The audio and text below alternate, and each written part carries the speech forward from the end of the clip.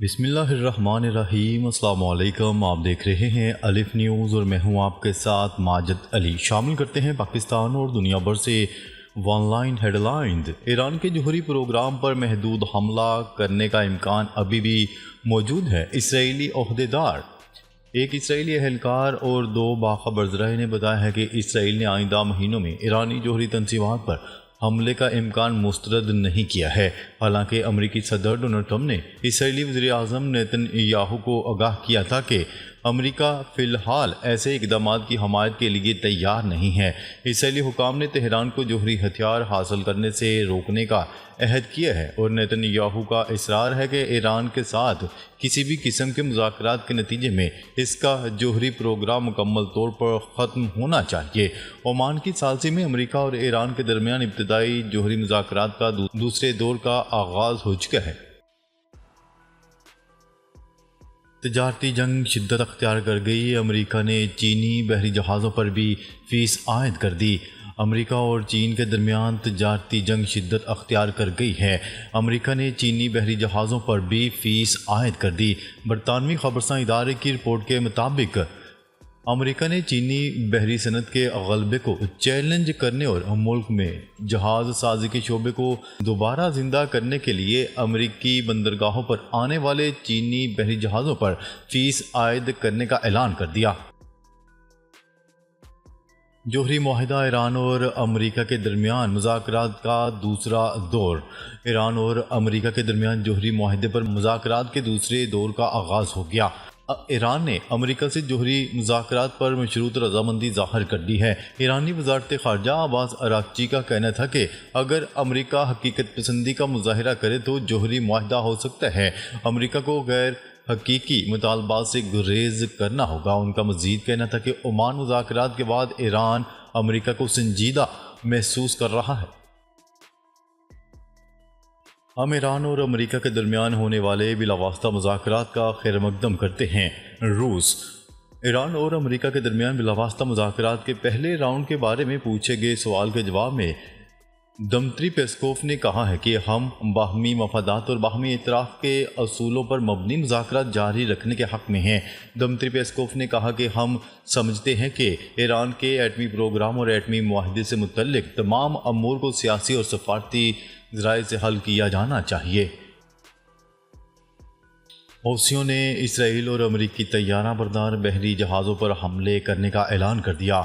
حوثیوں نے اسرائیل اور دو امریکی طیارہ بردار بحری جہاز پر حملے کرنے کا اعلان کیا ہے اور راس عیسیٰ کی بندرگاہ پر امریکی فضائی حملے میں ابھی تک کی اطلاعات کے مطابق 80 سے زائد افراد کے شہید ہونے کی اطلاعات ہیں۔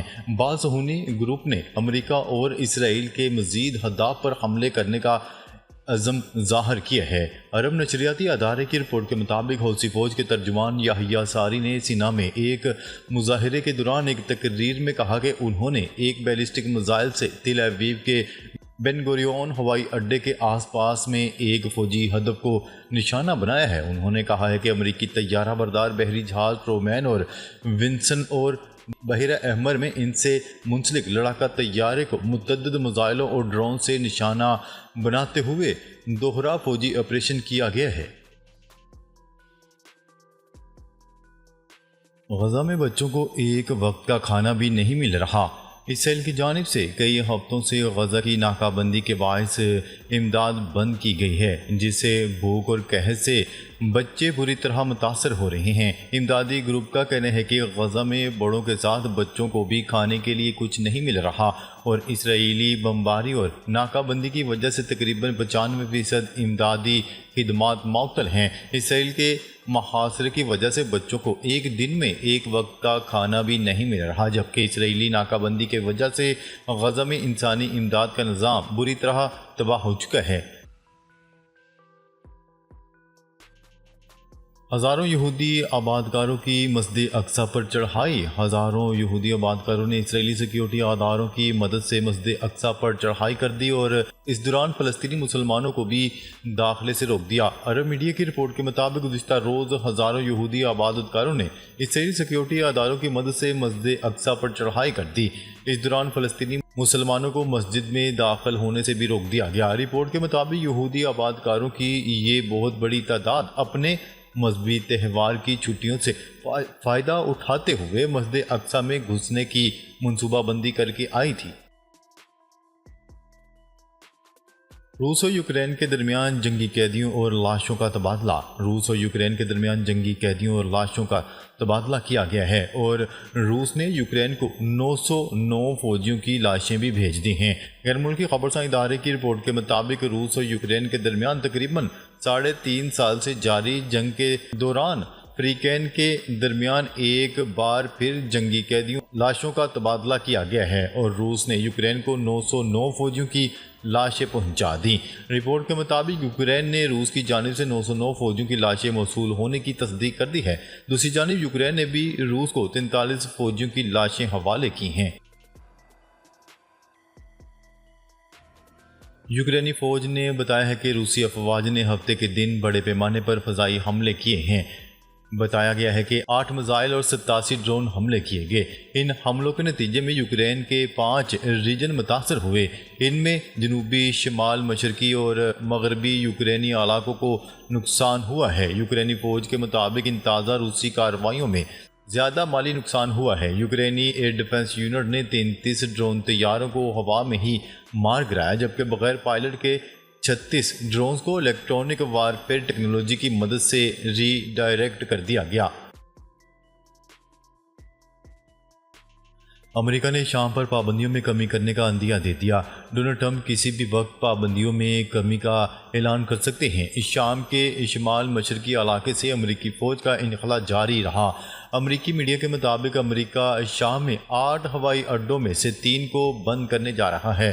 امریکی میڈیا نے مزید کہا ہے کہ شام دہشت گردی کے خلاف مؤثر اقدامات کرے۔ دمشق سے امارات کے لیے براہ راست پروازوں کا آغاز ہو چکا ہے۔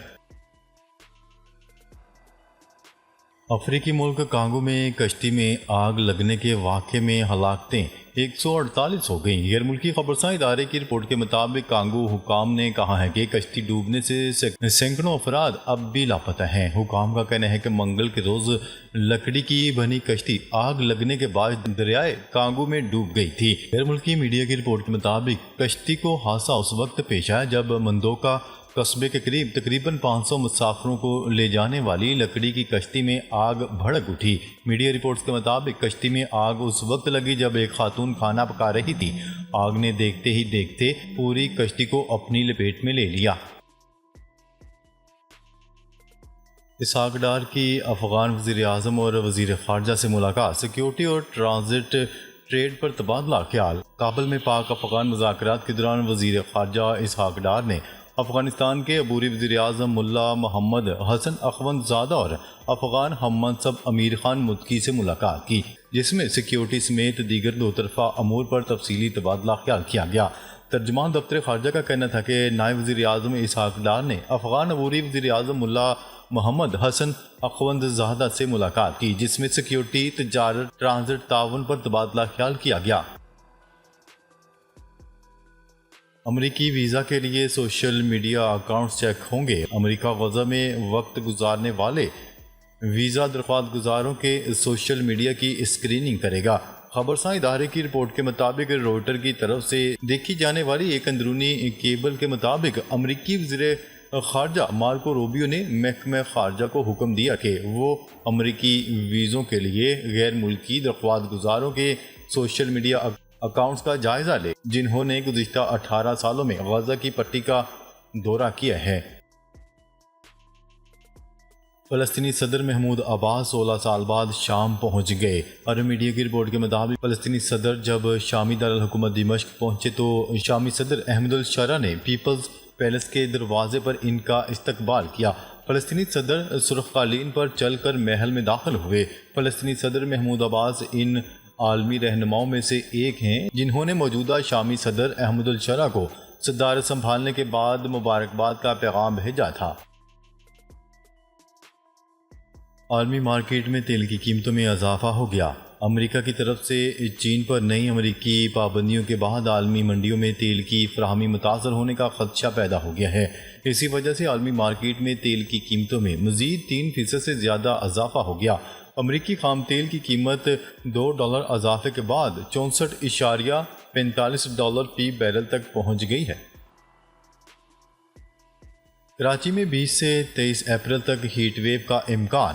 کراچی میں گرمی کی شدت میں اضافہ ہونے لگا۔ محکمہ موسمیات نے کراچی کے شہریوں کو غیر ضروری باہر نہ نکلنے کی ہدایات کر دی ہیں۔ محکمہ موسمیات کا کہنا ہے کہ کراچی میں آج سے درجہ حرارت میں 1 سے 2 ڈگری کا اضافہ ہونے کی توقع ہے۔ کل سے سمندری ہوائیں بند ہو جائیں گی، اس سے درجہ حرارت میں نمایاں اضافہ متوقع ہے۔ ناظرین، اب تک کے لیے اتنا ہی۔ مزید خبریں لے کر بہت جلد آپ کی خدمت میں حاضر ہوں گے، تب تک کے لیے اپنا خیال رکھیے گا۔ اللہ نگہبان۔